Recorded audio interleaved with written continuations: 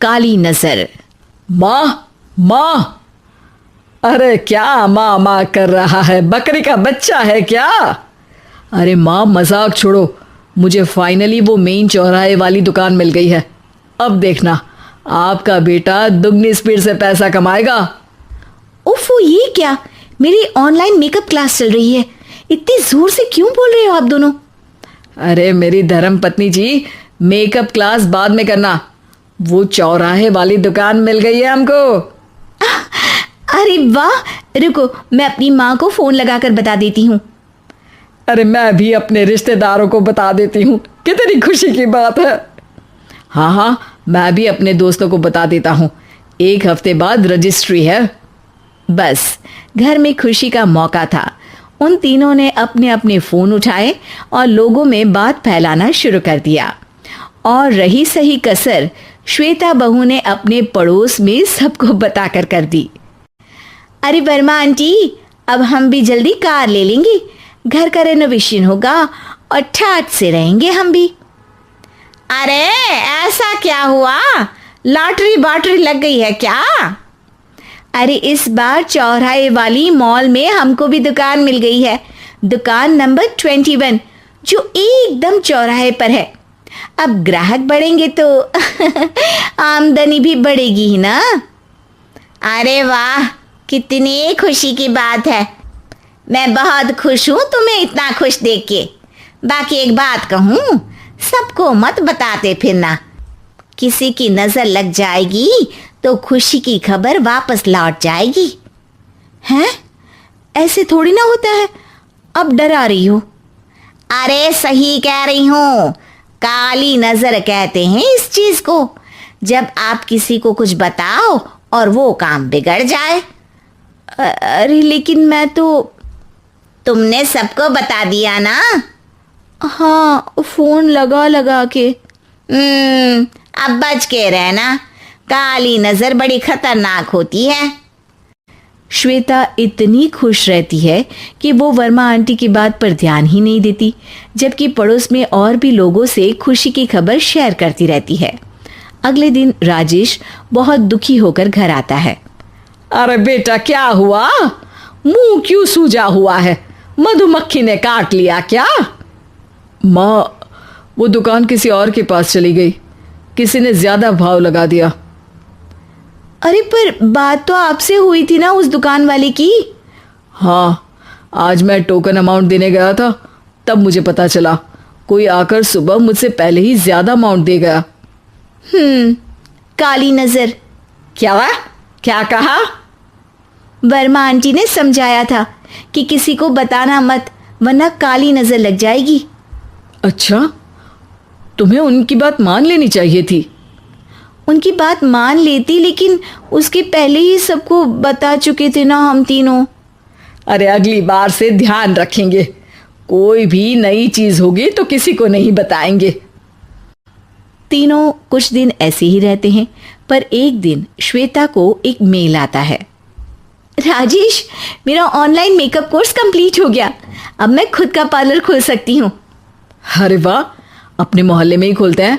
ये जो घर के सामने दुकान है ना, वहीं? हाँ, यहाँ सस्ती भी मिल जाएगी। अगले दिन श्वेता वर्मा आंटी के पास जाती है मिठाई का डब्बा लेकर। अरे आओ आओ, कैसे आना हुआ? जोर से नहीं बोलूंगी, वो सामने वाली दुकान है ना, वहां मैं अपनी पार्लर की दुकान खोलने वाली हूँ, उसकी मिठाई है। अरे वाह, बहुत बधाई हो तुमको। हाँ, मैं कमाने लगूंगी तो राजेश पर पूरे घर का बोझ नहीं रहेगा ना आंटी जी। ये तो है, पर ये बता कि तूने ये बात किसी और को तो नहीं बताई ना? अरे नहीं नहीं, पिछली बार गलती कर दी थी, काली नजर लगी किसी की और राजेश के हाथ से वो दुकान चली गई थी। सबको मत बताना। चलो मैं चलती हूँ, कल दुकान की बात करने भी तो जाना है। अगले दिन श्वेता दुकान के लिए मालिक से बात करने जाती है। अरे लेकिन दुकान तो हम कल रात को ही किसी को दे चुके हैं। कल ही? हाँ कल ही, 2 दिन बाद कोई यहाँ पार्लर भी खोल लेगा। अब कहीं और दुकान देख लीजिए। अरे पर हमको भी तो पार्लर ही खोलना था। भैया एक ही दुकान है, आधी आधी तो नहीं दे सकता ना मैं। राजेश और श्वेता घर पर हताश होकर आ जाते हैं। इस बार तो किसी को बताया भी नहीं था, अब किसकी काली नजर लग सकती है। सुनो, तुमने माँ को बताया था क्या? अरे कैसी बात कर रही हो, माँ की नजर थोड़ी ना लगेगी। पक्का तुमने किसी को नहीं बताया था ना? सिर्फ वर्मा आंटी को बताया था, उन्होंने ही मुझे किसी को नहीं बताने को कहा। अरे यार तुम भी सही हो, मेरी माँ को नहीं बताने को कह रही हो, पर वर्मा आंटी को बताना तुम्हें जरूरी लगा। अरे वर्मा आंटी ने ही तो काली नज़र के बारे में बताया था ना, वो हमेशा हमारा भला ही तो चाहती हैं। मेरी माँ भी हमारा भला ही चाहती है। अरे पर चिल्ला क्यों रहे हो, बात नहीं कर सकते क्या आराम से? नहीं आता वो आराम से बात करना, और करना भी नहीं चाहता हूं मैं। दुकान जाने का दुख गुस्से में बदल गया था और राजेश और श्वेता में बात बंद हो गई थी। 2 दिन बाद मोहल्ले में पार्लर का इनॉग्रेशन हुआ, जिसमें मोहल्ले के सभी लोगों को बुलाया गया, पर श्वेता, राजेश और माँ नहीं जाते। माँ अंदर आ जाओ, क्या देख रही हो? अरे नया पार्लर देख रही हूं अपने आंगन से। देखो, माँ को दूसरे का सुख देखने में कितना मजा आ रहा है, मेरा दुख नहीं दिख रहा इन्हें। यह मेरा पार्लर भी तो हो सकता था। अरे चुप रहो यार, हर बात में लड़ाई क्यों ढूंढ रही हो? राजेश और श्वेता फिर बहस करने लगते थे। तभी माँ ने दोनों को बाहर बुलाया। अरे जरा देखो तो, दुकान चलाने वाले का बोर्ड पर नाम क्या लिखा है? श्रुति वर्मा। गाड़ी निकाल बेटा, हमें कहीं जाना है। काली नजर का इलाज कराने? राजेश अपनी बाइक निकालता है। तीनों ट्रिपलिंग कर रहे हैं। माँ राजेश को उस मॉल वाली दुकान पर लेकर जाती है जहां राजेश अपनी दुकान खोलने वाला था।